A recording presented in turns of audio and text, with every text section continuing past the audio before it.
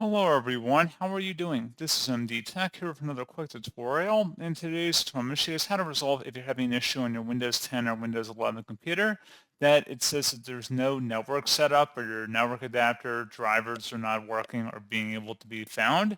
So this should hopefully be a pretty straightforward process here, guys. And without further ado, let's go ahead and jump straight into it. So all you have to do is open up the search menu, type in network reset. Best results come back with network reset. Go ahead and open that up.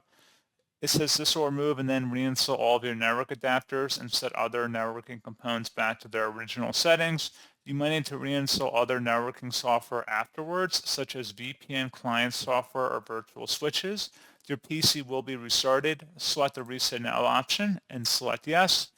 And then save and close out of any open programs and applications, and then proceed to restart your computer at this time.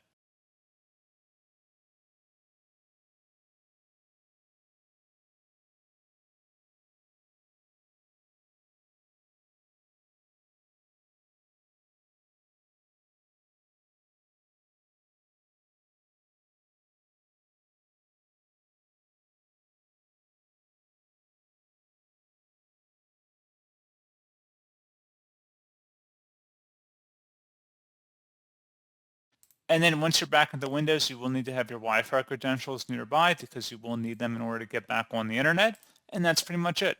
So as always, thank you guys for watching this brief tutorial. Do hope those will help you out, and I do look forward to catching you all in the next tutorial. Goodbye.